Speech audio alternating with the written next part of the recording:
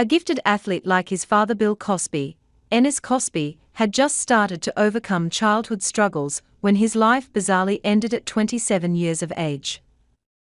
Ennis was attending a boarding school in Bucks County, Pennsylvania, the George School, at the time. The boy excelled at sport and participated in track and field and lacrosse in spring, basketball in the winter, and football in the fall.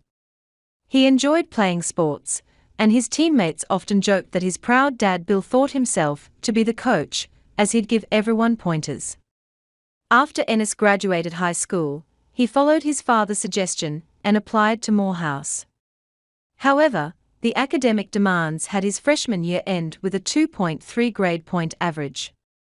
During his sophomore year, a friend asked Ennis whether he had been tested for dyslexia. When Ennis mentioned it to his parents, they thought it was a good idea for him to get tested. After a battery of tests, the diagnosis of dyslexia was confirmed, and he attended classes that some are designed to help those with that learning disability. His grades began to improve, and by his junior year, Ennis became a student teacher in one of Atlanta's most impoverished neighborhoods at an elementary school 3 days a week. Ennis excelled and got told by the teacher that the children performed better with him around. By the time Ennis graduated in 1992, his life had completely turned around. He made the dean's list and got accepted into Columbia University's Teachers College, his dream school. Unfortunately, everything changed on January 16, 1997. While his father Bill was on set, producer Joanne Curley Kerner asked to speak to him privately in his dressing room. It was there that Kerner announced that there had been an incident in Los Angeles that involved his son. Not knowing how else to break the news, she straight up said that the incident might have caused his death. While he was ready to leave, he was asked to stay on set as requested by the police. As soon as the chief spokesman for the Los Angeles Police Department, Commander Tim McBride, arrived, he briefed Bill on the information they gathered. A middle-aged woman flagged down a patrol car around 1:30 a.m., close to the Mulholland Drive exit of the 405 freeway. She then led the officers to a nearby access road, where she told them a friend got shot.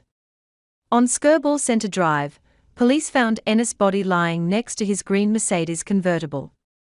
The unexpected attack left Ennis' friend badly shaken, and she couldn't remember the shooter clearly. Ennis struggled to change a flat tire in the dark and called her for help. While she sat in her Jaguar with the headlights on, a man tapped on her window and flashed a gun. Terrified, she drove off, but returned shortly after and found Ennis shot while the suspect ran away on foot.